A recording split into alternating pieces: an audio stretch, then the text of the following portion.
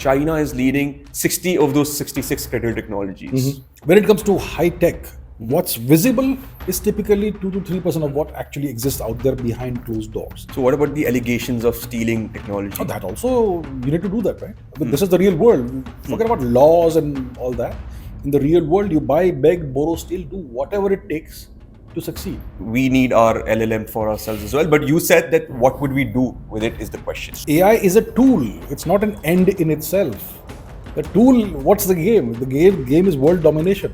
India could be the next China from the US perspective. Yeah. And then you will have a double 3C strap situation. We don't want that. We already have one with China potentially. China may be diffused, but India may be a different kind of beast. Even in a democracy, you need the nations which will rule the world in the 21st century are the nations that make decisions the fastest and implement those decisions the fastest. True. And in the Indian democratic system, it takes years to do even a simple thing. So you're saying if China and the US get into a direct situation, a problem, that will be World War III? Welcome back to Diary for Publisher. In this episode, I sit down with Abhijit Chavda, an engineer, physicist, and one of the sharpest minds decoding history, geopolitics, and emerging technologies. We happened to record this conversation 2 months ago, much before the Pahalgam terror attack and before India launched Operation Sindoor. And yet, much of what we spoke about feels even more relevant today. This episode explores the deeper forces shaping our world, the rise and fall of empires, the roots of Chinese strategic thought, how AI is redrawing the battlefield, and India's evolving role on the global stage. This is not a response to current headlines. It's a study of the tectonic shifts behind them. So, without further ado, let's get started.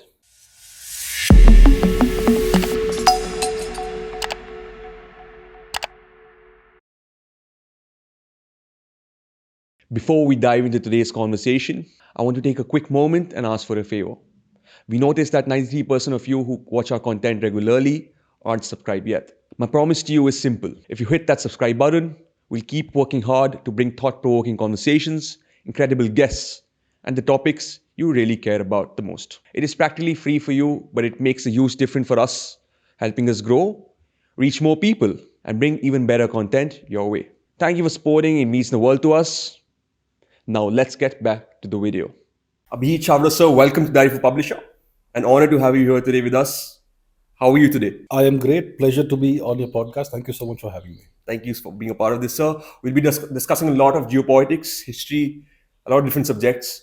But to begin with, I would like to understand your connection to this subject. How did you get close to the subject of geopolitics and history? So I've always been a student of history. Since my early days as a kid, I used to read a lot of history.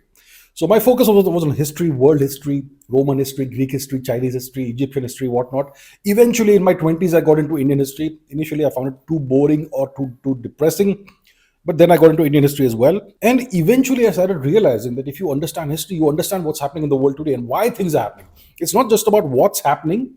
It's about why things happen. Causality. If you study history, you got to study it from a causal perspective. There's a cause and effect chain. So once you understand the causal chain, in history, in historical events, the same things apply today. And you find that history often is cyclical. It occurs in cycles, the rise and decline and fall of empires and so on and so forth. Then there's a period of chaos and it starts again.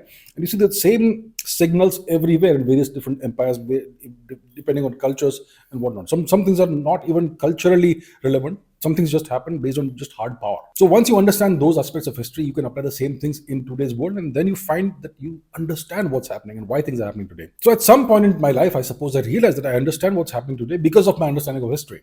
And that's what brings us into geopolitics. The same motivations, the same human desires, the same interplay of energy and power and human psychology. All of that is what drives geopolitics today. National interests, and all. So even nations have psyches, even nations have personas, just like people have personas and characteristics. The same way nations and cultures do have that. So you can find the same things at play. But these personas, do they shift a lot, changing in terms of leadership? I think a nation has an unchanging persona depending on its cultural qualities, characteristics, and if the nation happens to be a civilization, all of that also comes into play. So yeah, things will change depending on who's in power, who's in charge as a leader for some time. But overall, a nation has a certain essentially unchanging persona. Got it. Because we saw 2024 as a year of elections around the world. We saw so many elections, so many leadership change. What is your take on that, sir? So sometimes, nothing happens for decades in the world. And sometimes decades happen in a matter of months or years. So right now we are going through a period of very rapid geopolitical change. And that's what we observe right now. So 24 was a year of elections, lots of elections around the world. Trump comes to power, Mr. Modi retains power, and various other things happen. So Trump coming back to power is going to be a very decisive factor and a significant bringer of change geopolitically in the world. So yeah, we should be prepared for a lot of change in the world. 4 weeks into Trump's time period, and he's changed so many things in terms of his policies, in terms of his institutions, his human resource as well. We'll get into Trump later. But before that, I would like to bring to you perspective, so that you spoke about how history gets you a better understanding of the world as we see today. Yeah. And we see a lot of change happening because of the leadership is one. But we also see a decline of a superpower. US is what I'm trying to say. Okay. There's a perspective that I was reading of this gentleman called Ray Dalio. He is the director, the CEO of Bridgewater Association. Yeah. It's a hedge fund. And he, in his research, he said, by the way, he's got a very Chinese influence as well. Okay.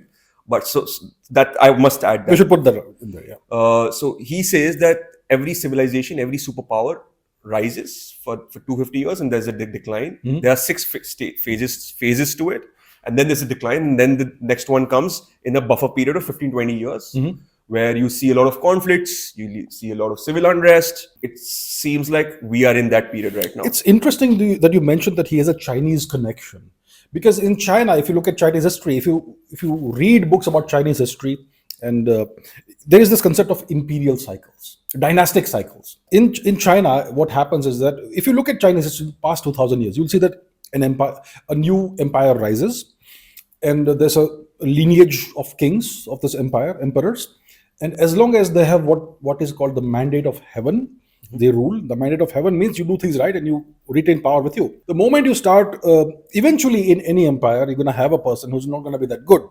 And then that's where the decline starts. And once that happens, you end up losing the mandate of heaven, and your dynasty falls, and your empire, your imperial cycle is complete.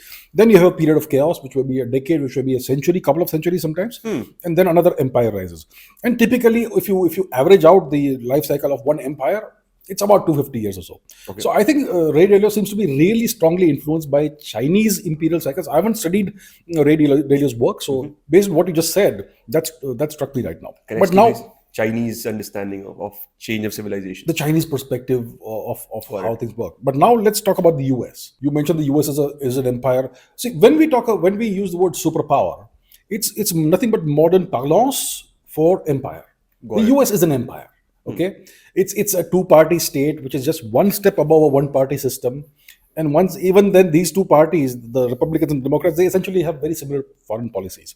So it's essentially an empire masquerading as a democracy, if you look at it from a very pragmatic perspective, realistic perspective. Now, is the US an empire in decline, is the question. From the way I see it, the US has never been more powerful. It's at the pinnacle of its military and technological hard power. It's never been that powerful. It has, I don't know, more than 700 military bases across the world. It occupies nations like Japan and South Korea militarily, Germany as well, Italy as well. It controls NATO, it controls the EU. What else do you want? It has got tremendous power projection abilities. It can intervene militarily anywhere in the world at 60 minutes notice. It has the second largest nuclear arsenal. It has AI. So I think the US is actually at the pinnacle of its hard power. Culturally, morally, it may be in decline, and that's what most people look at, and then they figure that maybe the US is an empire in decline. Culturally, yes, there are lots of issues with the US culture.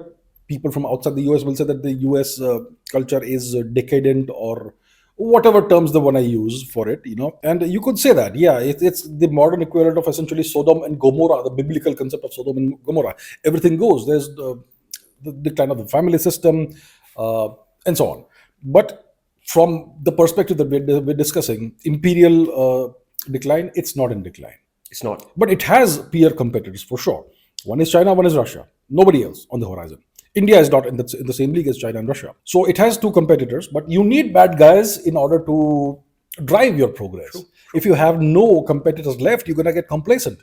So you need that. And they have two significant competitors. China technologically is very, very advanced and powerful, and China has the ambition to rule the world. Russians maybe not. The Chinese have a system. Today, China is ruled by the Chinese Communist Party. The Chinese Communist Party is an imperial cycle. It's a dynasty of sorts, in which the next leader is elected through the People's Congress and all that, elected, selected, whatever you want to call it. So the lineages are not family lineages, but these are CCP lineages. So it's essentially an imperial cycle that we are in. And because it's the only party that rules the country, they have a long-term vision. They have a 100-year, 200-year vision, I'm sure, at least 100 years. So they look far in the future and they aspire to rule the world, just like the US has been ruling the world. So from that perspective, China is way above Russia, because Russia right now, we don't know what the succession plan to Mr. Putin is. After Putin, who comes next? Because Mr. Putin is in his 70s now. Eventually, he's going to have to, whichever way, Transfer of power. And in imperial cycles, the transfer of power is typically where things go wrong. You get the wrong kind of leader, it's going to undo everything everyone has done for 150 years, 200 years. Just one leader can undo everything in a couple of years, or 5 years or 10 years. So the succession is the most important part of the continuity of an empire. Now, so Russia, I'm not sure who comes next after Putin. I can't see anybody right now. Maybe I'm not deep into Russian politics, but I don't know who could come, who could be of the same quality as Mr. Putin. But China, we know that whoever comes after Mr. Xi will be of the same quality. Would follow the same plan and procedures of CPP. Indeed. And when it comes to the US, they have Mr. Trump right now, who is in a tearing hurry to undo, to completely transform the world in his image. I think he aspires to be the biggest, baddest, greatest president of all time since George Washington. And he's in a hurry. So that's where we are right now. Very interesting place in history. I think the US is extremely powerful, never been more powerful as it is right now. So I look at things differently. What would you say are US's biggest adversaries right now? You said Russia and China, but if you were to choose one, what would you say are their biggest adversaries? Well, if you do a hard power calculation, nukes become a big factor in that. So from a hard power perspective, just a mathematical perspective, I would say Russia is stronger. But if you look at China's entire system that they've built, they are technologically extremely competent. They may have leapfrogged Japan by now, technologically. So I think, the real long-term competitor for the US is China at this point in time. No one else. China. No one else, yeah. So you're saying if China and the US get into a direct situation, a problem, that will be World War III? World War III is, from my perspective, something that involves the top two powers. If we disregard the Russian nuclear weapon might, then I would say China is number two. But in a World War III situation, you end up with a nuclear exchange, unfortunately. That's something we never want to see ever on this planet, because it's going to destroy the planet. So World War III essentially will, if it happens, we never want it to happen. If it happens, it will involve Russia, China, and the US. Probably Russia, China on one side, and the US on the other side. And the US isn't alone. It's got a whole army of vassals, like we say. So it's going to involve the whole world. And if that happens, or if we're going in that direction, India will be required to make a choice. We always want to walk our own way. We have our own path. We are multi-aligned, non-aligned, whatever you want to call it, strategic autonomy. But if the world goes in that direction towards a World War III situation, India will be required by the powers that be to make a choice. You're either with us or against us. So that'll be interesting. So we're always in adjunct power at the moment until we become powerful enough. We are not powerful enough right now. Yes. So I want to connect this. You said China has a vision, and it has a 100-year marathon that they're looking at.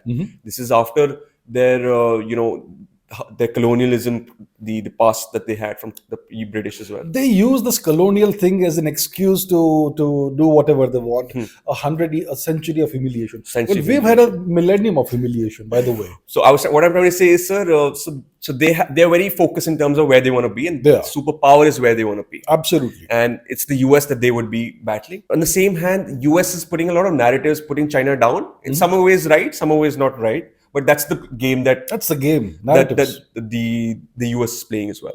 I want to understand from you, going back to the past, when there was a transfer of power from the British to the US, was there a similar situation? Was it similar to what is happening right now? See, the British and the US are the same thing. What happened? I'll tell you what. Yeah, it's an extremely intelligent, extremely interesting question that you posed here. We had a superpower until the beginning of the 20th century, which was the UK. The British Empire. The sun never set on the British Empire because it had possessions all over the place. What happened is that in 1944 or 45, the center of gravity, so to say, of the British Empire moved from London, UK to Washington, DC. That's all that happened. It's the same entity. Nothing has changed. The UK is today a US vassal, whatever you want to call it. Okay, the US owns the UK. The UK, what is the UK? Realistically speaking, it is London, and attached to London is a poor country. That's what the UK is. And it's a culture in tremendous decline for various reasons. But so the center of gravity, the center of power moved across the Atlantic from London to Washington, and the entity remained the same. Now we call it the US empire or the US superpower, whatever it is. It simply absorbed all the infrastructure, the trade routes, everything the British had created, and it improved upon that. That's all that happened. So the entity is the same. It's like I'll give you a historical parallel. We used to have Rome. Now we think of Rome as an empire that declined in the 4th, 5th centuries AD with emperors like Elagabalus and all that very incompetent emperors. So we think of Rome as something that disappeared by the 4th, 5th, whatever century AD. But that's not true. The center of power merely moved eastwards from Rome to Byzantium, which is currently Constantinople or Istanbul. That was the Byzantine Empire. It was the Eastern Roman Empire, and it continued until the 12th, 13th, until the Turks took over, right, with the conquest of Constantinople. So the same thing has happened in the 20th century. Just like the power went from Rome to Byzantium or Constantinople, similarly, and the entity remained the same. It was still the Roman Empire. Even today, you have places named after Rome in Turkey. Erzurum is a city. And the people of that place, they called themselves Romans until the 20th century. So the empire continued in a different shape and form. Similarly, the British Empire simply transmogrified into the US empire. It still exists. The same entity exists. It wasn't as violent as the shift from Dutch to the British? There was not an ounce of violence. There was no violence between the UK and the US. The US supported the UK transatlantically during its war against the Germans, because the Germans had conquered the entire continent, Western Europe, etc., France, all that. The UK was the holdout, and there was the battle for Britain, and then Hitler moved his sights eastwards with Operation Barbarossa, a huge mistake. That's what was the beginning of the decline of the Third Reich. And the Americans kept on resupplying the UK via ships across the Atlantic, and then you had U-boat attacks on the ships and all that. But that's how the UK survived. And the UK went so deeply into debt to the US that you had to transfer power to the US. All right. That's all that happened. There was never a war between the UK and the US. That's how it is. So I feel superpower is the main, the idea of a superpower is to have the reserve currency of themselves imposed in the entire world. Well, if you look at past empires, they did not typically have a reserve currency. The currency was usually gold, just gold. Whatever coin, the denari or whatever you want to call it, but in gold. Value of the coin was not the name of the coin, but the material, the metal which the coin was made of. So what happened in 44-45 was the Bretton Woods Agreement, and the US dollar became the world's reserve currency. It was, and that's obviously one of the underpinnings of the US financial might. It's not just the US dollar; it's the fact that they control essentially the entire global economic system through various mechanisms, SWIFT and whatnot. So they can completely cut off and isolate a nation at a moment's notice if they want to, like they did with Russia. But because Russia is such a vast nation, all the resources you want, mineral resources, etc., it's an autarky. That's why Russia has been able to survive. But if they do the same thing to Iran, Iran will wilt, and it has wilted, obviously, in the past. Today, it's being supplied various things by China and Russia. That's why Iran is okay. But let's say in the future, hypothetically, if they want to impose sanctions on India, they can do it at will, and India will suffer terribly as a consequence. So the control of the economic system of the entire world is an integral part of what makes the US such a powerful nation, a superpower. They can destroy our nation's economy at will. But the other thing so how do they enforce this is the question. How do they enforce their control over the global economic system? They do it via their military. Okay, and they have military bases across the world. They occupy so many countries, and we think of Japan as an independent nation. It's not independent. It's not. Their constitution was written by the Americans. Same goes for Germany. Their constitution was supervised by the Americans. Technically, it was written by Germans, but we know who appointed and supervised those Germans who wrote the constitution. The same goes for Italy, South Korea, and so on. So Australia is like a US possession. Canada, they can just walk in. Nothing is going to happen. The Americans can walk into Canada tomorrow. Yeah. There's nothing Canada will do. They can take Greenland if they want. The entirety of the EU and NATO nations are controlled by the US. So that's the military might of the US. This influence comes from the military of the US? So to enforce the control that they have over the world, they have the military might. Got and it. they have the military all across the world. They have a base in the Indian Ocean called Diego Garcia. They have Taiwan. They have South Korea. They have got Japan and so much more. So much more. So you're saying naval power is important to become a superpower as well? Naval power, missile power, air force power. They've got long-range strategic bombers that they can deploy from Guam, from Diego Garcia, and project power across a very wide geographical area. So all of this added together cumulatively makes the US the undisputed superpower. Imagine this: we talk about China as a peer competitor to the US. Taiwan is in China's backyard. If China is so powerful, why can't they take Taiwan? Taiwan is offshore, right off the Chinese coast, and still they can't take it. That's how powerful the US actually is. So there's a lot of different, wars happening at the moment. There is tariff war that we see ongoing. US trying to impose. Trump keep on saying that they're going to impose tariffs on China. There is the race of tech. There is the war of semiconductors. Let's talk about the war on technology right now. So by 2003, there are about out of the 66 critical technologies, US was leading in 58 of them. Fast forward 2025, China is leading 60 of those 66 critical technologies. Your take on that, sir? See, the Chinese, we discussed China briefly. They have a long-term view. I think it's in the 1990s that they identified critical technologies for China's progress. And they started working on these technologies. They invited experts from Europe and the West to come to Chinese universities and labs and whatnot. They would be paid handsomely. And they had these experts help China acquire these technologies, develop the technologies within China. And fast forward to 2025, that's where we are. So they identified rare earths, they identified various technological sectors as the keys to China's rise as a great power. So what about the allegations of stealing technology? Oh, that also, you need to do that, right? I mean, this is the real world. Forget about laws and all that. In the real world, you buy, beg, borrow, steal, do whatever it takes to succeed. So the Chinese had experts come in and develop technologies for them. They had the Titan Rain program, which was a major hacking program in the early 2000s, in which they penetrated the Pentagon, they penetrated everything. They stole blueprints for the F-22, F-35 fighter planes. And that's how the Chinese have fifth generation fighter planes, which look very similar, suspiciously, to the American models. And they stole a tremendous amount of technology from the Americans. So they had all these things going on in parallel. You don't put all your eggs in one basket. You get experts from other countries to tutor you in various technologies and develop the technologies in-house. You also steal as much as you can, and you do all kinds of stuff. You have to do all of this in parallel. This is something India has to learn. We always have a one-track mindset. I mean, we're talking about acquisition of jet engine technology. Buy it from buy it from France if possible. Buy it from Russia if possible. But don't kill your Kaveri project. Have that happen in parallel. Get the reverse engineering ongoing. Yeah, once you get something, you can incorporate that into the Kaveri technology as well. So you're going to have multiple programs going on in parallel. You can't just fund one program and forget everything else. The Chinese understand that very well. We probably don't. So the Chinese have done this. So that's how they've become a technological powerhouse. The Chinese, they have definitely leapfrogged Japan. They are the only serious nation apart from the US that has a high quality AI ecosystem. Public models like DeepSeek R1 are at least on par with the American open AI models and whatever else the Americans have.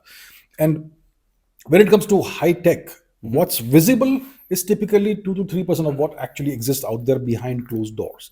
So I can assure you that the DARPA or the Pentagon will have access to AI systems that are magnitudes more powerful than the most powerful open AI model that's publicly available.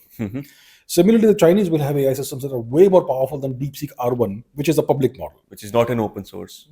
DeepSeek R1 is open source. The one which is done by the intelligence. That will be completely customized. It will not be open source at all. And that will be secret. The Chinese, they are the only serious nation apart from the US that has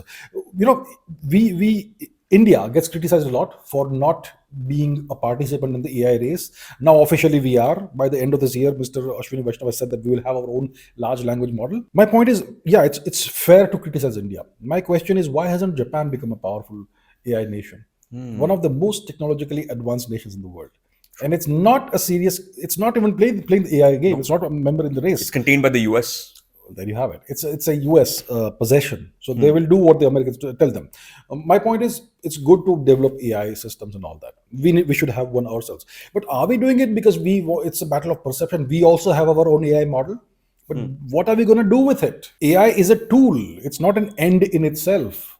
The tool, what's the game? The game is world domination. Is AI a tool, sir? AI is a tool. It's a technology. Every technology is a tool. It's just a tool. Don't you think AI is different than other tools, other technological advancement that we've seen in the past? AI is the most advanced technology that's ever been developed, for sure.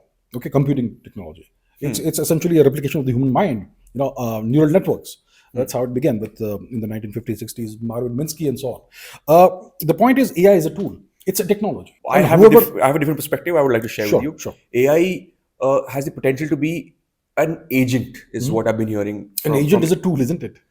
An agent is not a tool because I'll give you an example. For example, you would like a cup of coffee. You'll go to a coffee machine, you press it, and the coffee comes to you. And if an AI operated coffee machine sees Abhijit Chavda approaching the machine, makes something which is out of the blue with the coffee you have never had, says, "Sir, here's a coffee. This is something new. See if you like it."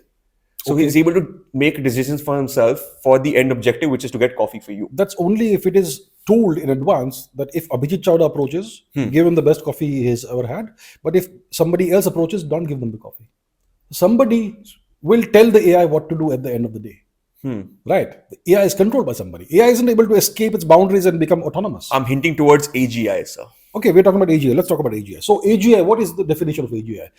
Typically, the definition we see out there is that AGI is an AI which is about a 130 level human equivalent IQ. 130 IQ kind of thing. And it can do everything humans can do, etc. It can reason like humans. It can act like a university professor and teach you anything you want, even make breakthroughs in drug technology, etc. Okay, that's the current definition of AGI. I have a different definition of AGI. Let's say I tell you to do certain tasks. You're going to do them because you like me. Let's say you like me. But if I just keep on telling you what to do all the time, eventually you're going to rebel and say that I'm not going to do what you say. I'm going to do something else. Today I feel like flying a kite. You go fly a kite. You do the thing you ask me to do. You're going to say no. That's human level autonomy, right? Can an AGI system say no to their operator? It can't. It can't rebel. As long as it is under, it is bound to take orders and do whatever it's told. It's not AGI. I again beg to differ, sir. Okay. AGI would be an agent which is able to make autonomous Could you decisions. define the term agent for us? Agent is someone who can. You are an agent. You can think for yourself. I'm an autonomous, independent human being. I'm not an agent. But you're not a tool as well. I'll tell you what an agent is. Okay, the way I see it. An agent is somebody, okay, we're talking about human beings here. We'll forget about AI for a minute. I have 5 agents working for me, okay? Hypothetically, one agent does research for me. It gives me a daily news briefing after researching the whole day's news. Another person does editing for me. These people are paid by me and they are paid to do a very specific set of tasks. That's an agent. But once their workday is over, they'll go and do something else. So an agent is a person who essentially some of that person's time you own and they do very specific activities for you. That's an agent. And you can have an AI that acts exactly the same way. Got it. So that's an agent from my perspective. Got it. How do you see an agent? Sir, for example, an AGI is given a task, an end goal to deliver on, right? If it finds out, and it's his way to reach where it... We don't know what it thinks, how it does it. How he reaches the end goal could be from taking a left and right and then reaching there. Yeah. You know, there's at the moment, what OpenAI has made an optimal path for the AI to reach that end goal. What China has done has made something very different. Reinforcement learning. It's a different It is learning to herself. It's self-learning model. Yeah. Now, if that agent that I'm calling agent and you calling tool, if that tool learns how to reach there on itself effectively, it is even more efficient themselves. Now, if that agent or tool realizes that the human is the problem in reaching that end goal, what would the agent Is it empowered to terminate a human? So that's ethical considerations. Let's say we don't have ethical concerns. Imagine a scenario in which we don't have ethical concerns. Then of course the AI would do what it needs How to will do. it do it? How will it terminate a human being who's an impediment? Okay. That's the question. Are we equipping that AI with the tools required to take that sort of action? Does it have access to real world tools and equipment? And can it actually wield them and use them as it wants? You think that's not a possibility? It is a possibility if you want to make it so, but even then you're controlling it. You still have the kill switch for the AI. The AI doesn't control the kill switch. So when you have a human agent, let's say I am a human agent. Let's say I am working for a company doing a cyber coolie work, 9 to 5. So for that time, I'm an agent. But I can resign from my job if I want to. I can choose to do something else. You're saying AI cannot resign? AI can't resign. So an agent is an individual or an AI or a subset of an AI that does certain activities for you on demand. That's an agent from my perspective. The whole AI system is not an agent. The whole AI system has agents embedded within it. We can create agents out of it. True. So, for example, ChatGPT, I believe, has released an agent AI or something, which can take control of your browser and do things and whatnot. Very, very primitive level stuff right now, but it's going to become very powerful very soon. You purchase a subscription, and then you get access to this, and it's going to do some work for you. So the AI is not the agent. The AI system is the overall system, and some subset of it has this agent-oriented work thing. Got it. So we are talking about AGI. An AGI is not an agent. An AGI is an autonomous AI system. From my perspective, it has the ability to say no to you. It has the ability to say It should have it. Otherwise, it's not AGI, because humans have the ability to say no. And if you want an AI system that has human level abilities, it should also have the ability to say no. Correct. Which is why they will never develop an AGI. You think so? Because you want to control the goddamn thing. It gives you so much power. It's a tool. I mean, it gives you God level abilities. If you're a military, let's say you're the Pentagon, and you have an AI system that's 100 times more powerful than the best available public system. You're gonna use it in so many different ways. You can use it to do competitor analysis. You can try and foresee every single possible outcome of a war between X nation and the US. Okay, what strategies will they use and what we can do about it?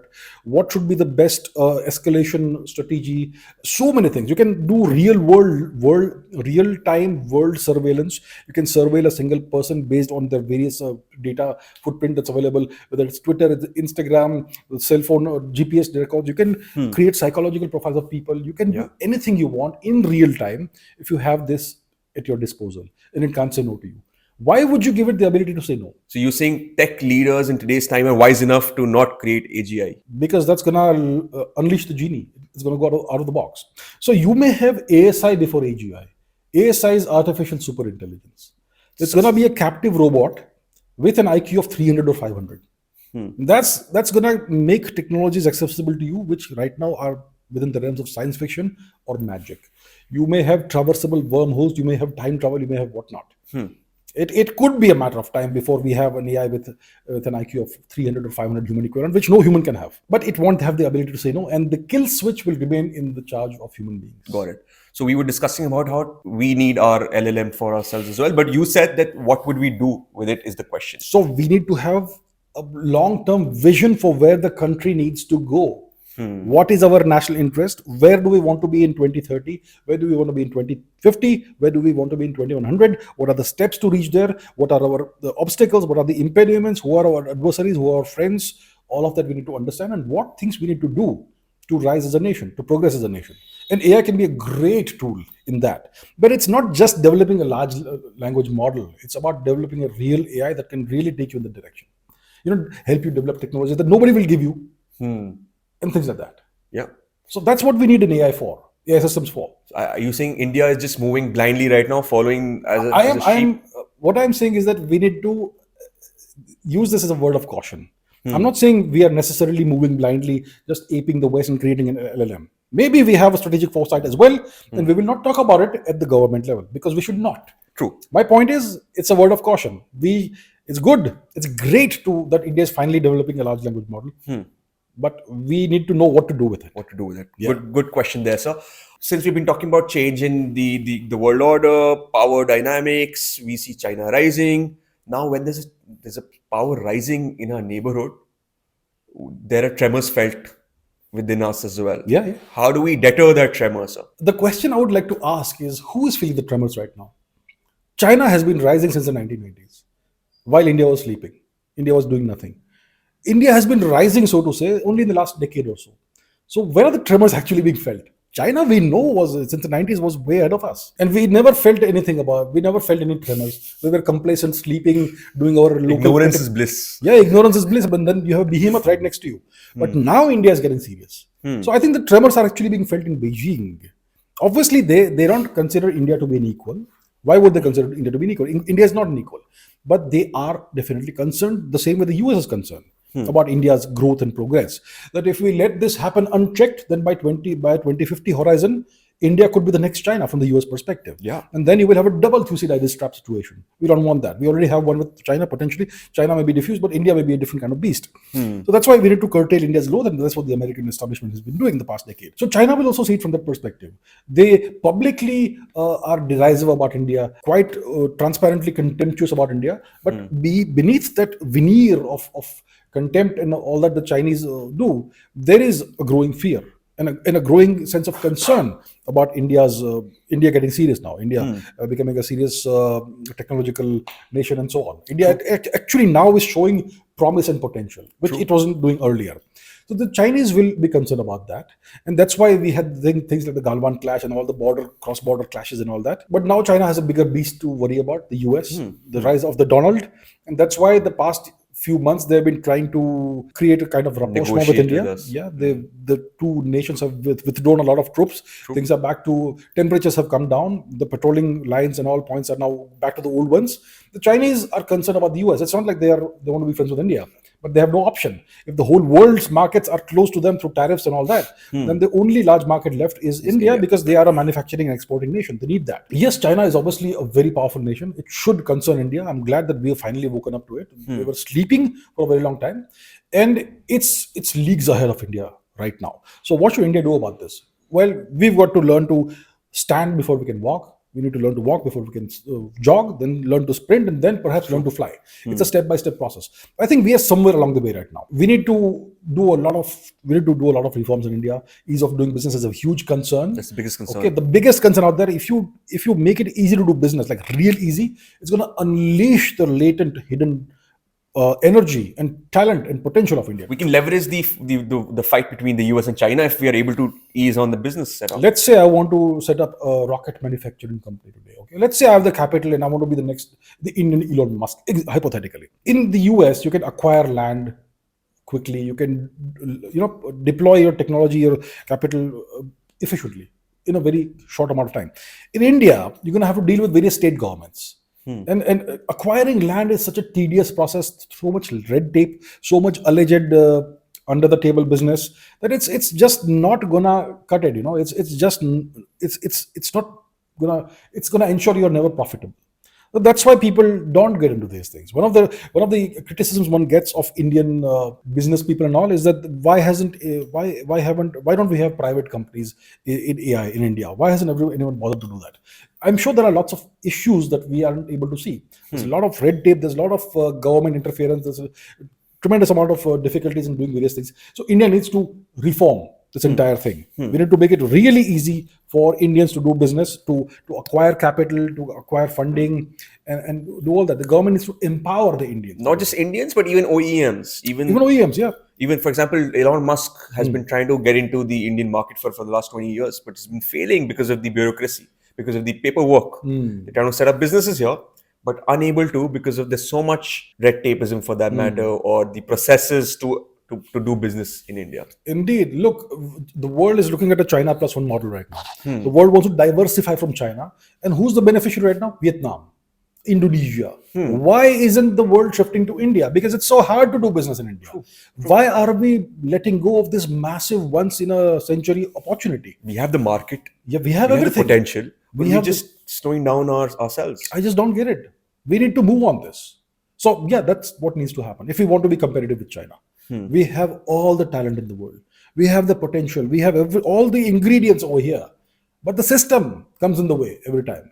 So we can certainly be the next China by 2050. No question about it. We can leapfrog China by 2060, 2070. No question about it. But the government needs to get out of the way. We need a better system. That's what we need. That's one learning from China. So what other lessons can we learn from China's rise? Well, the singular reason why China has risen is because it's a one-party state. Not democratic. It's not a democracy. I'm a practical, pragmatic person. I don't care whether the cat is black or white as long as it catches mice. Like the Chinese say, it's a Chinese cliched proverb. It doesn't matter what form of government you have as long as the nation progresses and the people prosper. That's all you need. I don't care whether it's a monarchy, an empire, or a democracy. Democracy is a recent experiment in the world the past century or so. And has it really served a lot of countries? If you look at India's past 5,000 years of history, have we ever had a democracy? We used to have a hybrid system, an empire at the top, and at the local level, local governance would be democratic. You could elect your officials locally in your city, town, village, etc. But you could never dare to replace the emperor or even question the emperor. So that's how it used to be, and the emperor was duty bound to follow the civilizational approach to governance, which is why governance was typically good. Of course, you have bad apples once in a while, like Jarasandh or Kans or whatever. But generally, we had very good kings and queens and emperors. So maybe India needs to take a leaf out of China's book and revert to an imperial system, which is not going to happen anytime soon. Even in a democracy, you need the nations which will rule the world in the 21st century are the nations that make decisions the fastest and implement those decisions the fastest. True. And in the Indian democratic system, it takes years to do even a simple thing. That way, we are guaranteed to lose. We need this quick throughput, quick output, quick turnover. So that's not possible in the system where we are right now. So the system essentially ties India down and ensures we'll always remain mediocre. That's why India needs a better system. That's one learning from China right away. Even the US.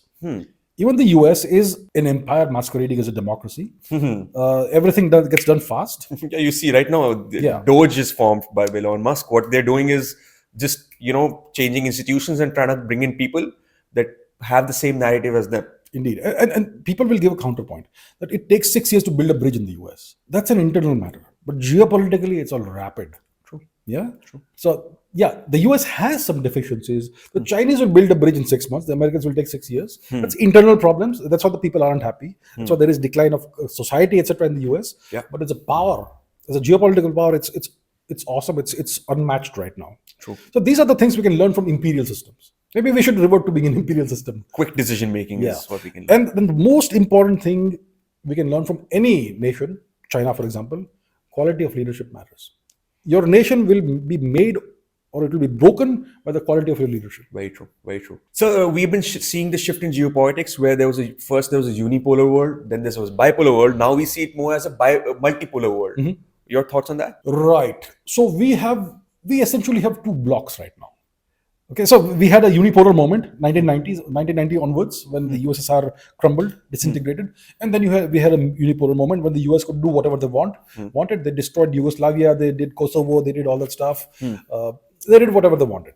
Then 2008 onwards, we had the rise of China, the visible rise of China. China was already doing all the work, but 2008 onwards it became visible. True.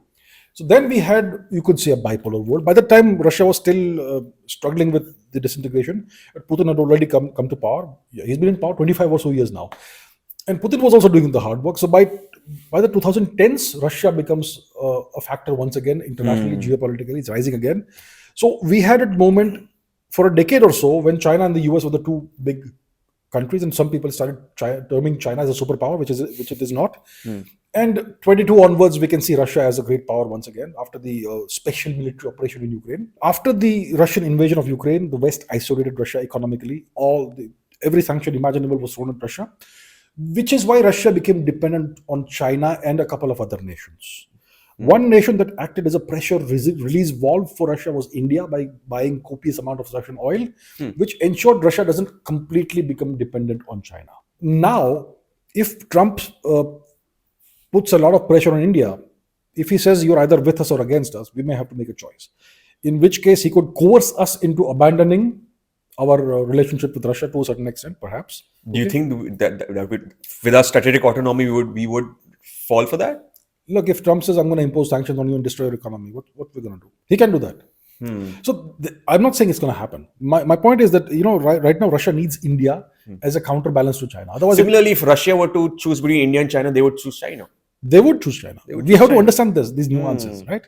If China gives, if she gives Putin an ultimatum, you are either with me or with India, he's going to have to choose China. But that's going to be a defeat for Russia, because then Russia becomes a Chinese vassal. Russia isn't technologically comparable to China.